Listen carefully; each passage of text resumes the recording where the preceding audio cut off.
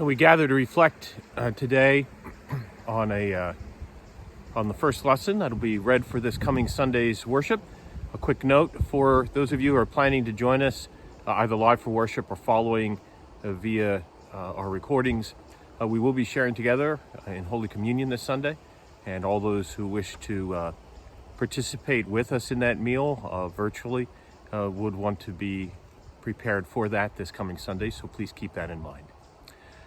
Our text begin today for us in Isaiah. Is our first lesson, the prophet Isaiah, beginning in the 5th chapter, first verse through the 7th.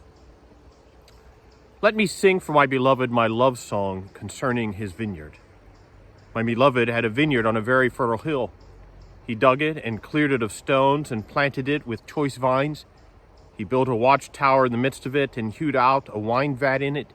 He expected it to yield grapes, but it yielded wild grapes.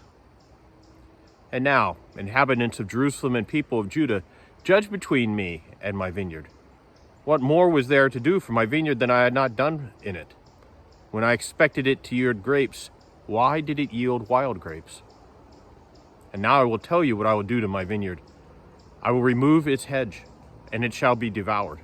I will break down its wall, and it shall be trampled down. I will make it a waste. It shall not be pruned or hoed, and it shall be overgrown with briars and thorns. I will also command the clouds that the rain no longer rain upon it. For the vineyard of the Lord of hosts is the house of Israel, and the people of Judah are its pleasant planting.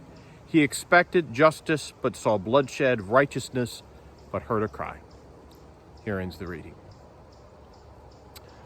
At first reading, this text might seem slightly confusing because it switches perspective. It begins in a way that is about a love song concerning someone's vineyard, right? Let me sing for my beloved my love song concerning his vineyard. And the person here speaking would be the prophet Isaiah. He's the one that's talking about singing this love song and telling this story.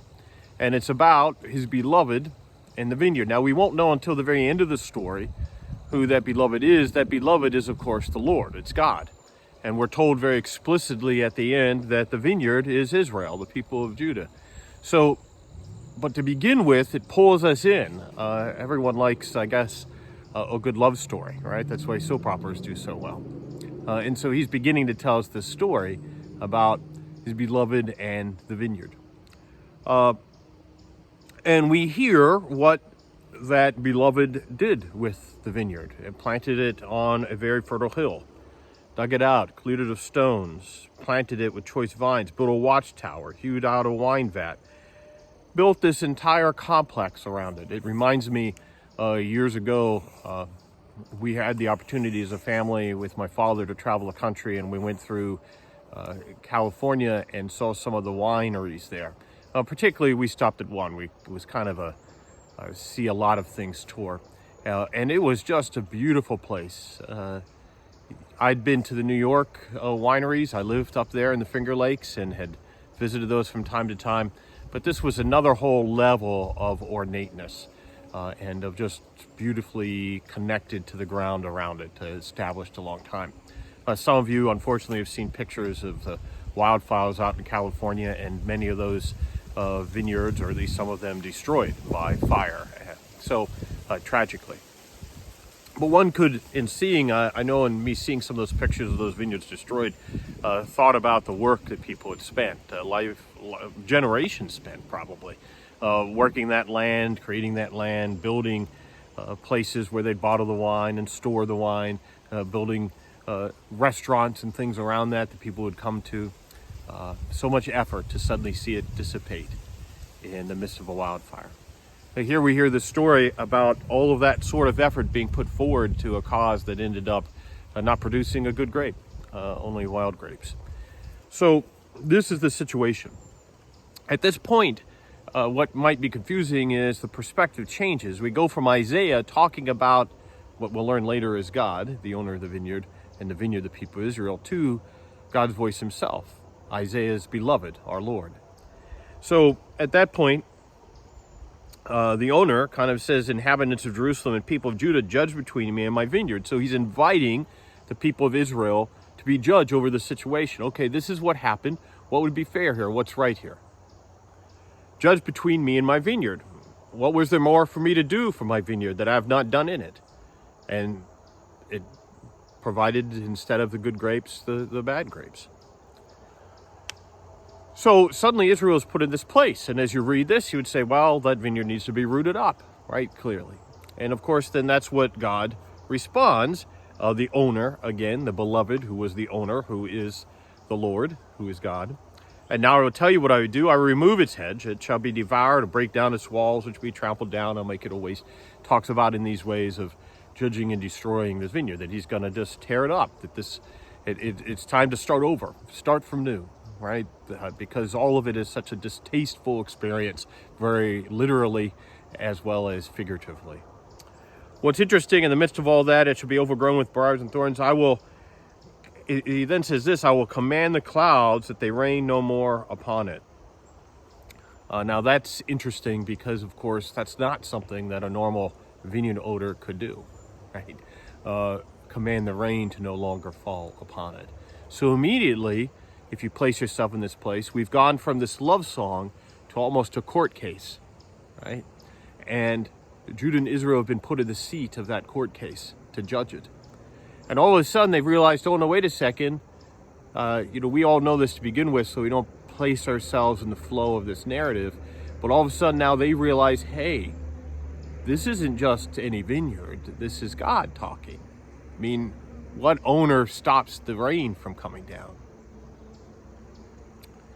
At that point, then, the owner, God, makes clear, for the vineyard of the Lord of hosts is the house of Israel, and the people of Judah are its pleasant planting. Now it's been identified, right? And the very people he said, judge this, why is this not the judgment I should do? He's now saying, this judgment is upon you, right? What you're judging is yourself. He expected justice, but saw bloodshed, righteousness, but heard a cry.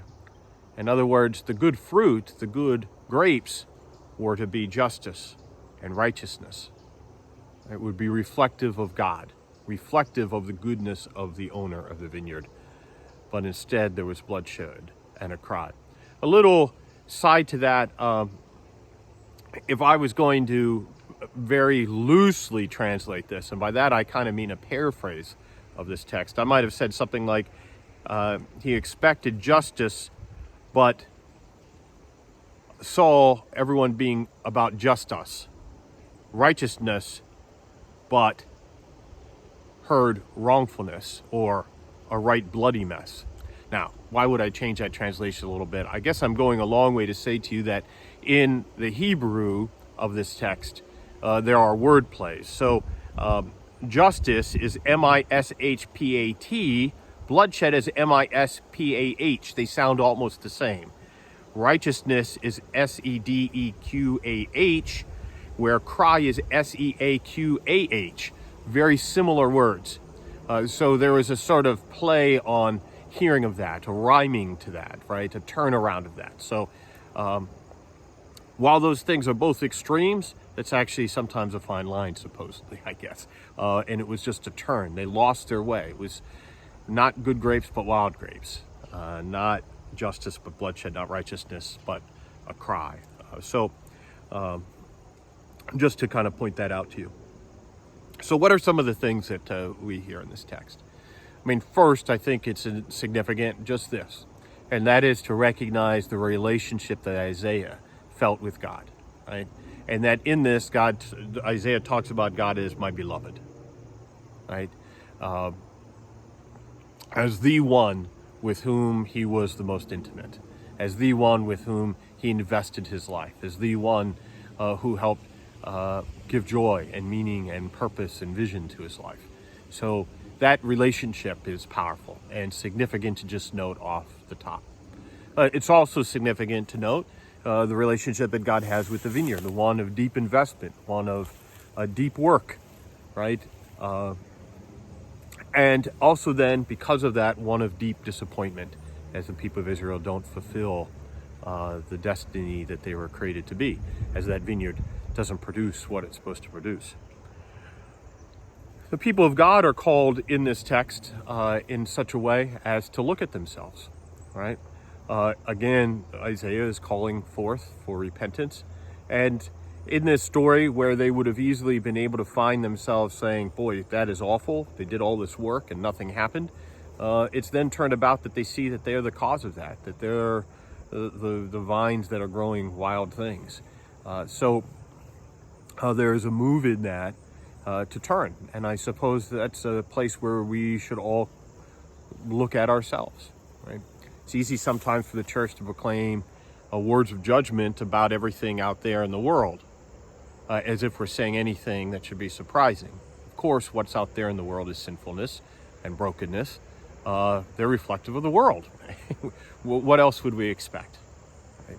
The point is the church is to be a light in the midst of that darkness. The point is the church is supposed to be a lush vineyard in the midst of that desert.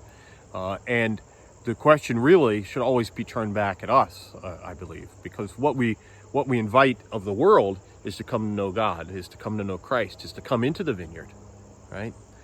Is to know where that peace and that joy is, to come into the light. That's we don't expect them to show the light. We invite them to become part of that light, to become part of Christ. What we need to make sure as the church is that we are that light, right? That we are able to show forth this good fruit. We are a people that are filled with all of those good things of God. So that finger should always be pointed in at us when we talk about those things.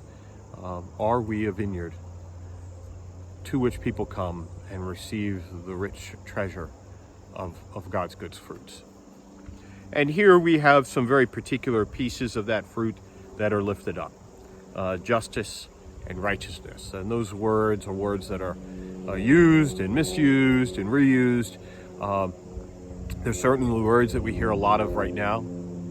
I think as we want to use those as Christians, we always want to recognize that we're looking for God's justice and God's righteousness, a holy justice, a holy righteousness, a holy perfection. That righteousness is always melded with God's truth and with His grace, right? Justice is always meted out with a truth and with grace. This whole story of that justice and righteousness isn't some abstract ideal, but is motivated and empowered in love, right? The entire idea of the prophet so loving, Isaiah the prophet so loving God that he talks about his beloved, the whole idea of God so loving this vineyard that he invests himself the way he does in it and responds so strongly when it becomes not a fruitful place, is all a story of deep love. It's motivated out of love, out of both ends of that side, motivated out of deep investment. So it's not just some abstract idea. It's an idea that is motivated because it's what brings life. Fundamentally, without that justice, without that righteousness as a part of the life of the people of God, they begin to be something that doesn't produce life. It produces death. It produces sourness, and that's doing the opposite of what God would want, the opposite of what His love would demand. So, as Christians, we are called to reach out in love, to reach out with truth, but with mercy, and to call people to be those fruitful vines that produce that righteousness and that justice and that perfection for the world. Join us as we look to our next text a little bit later. God bless.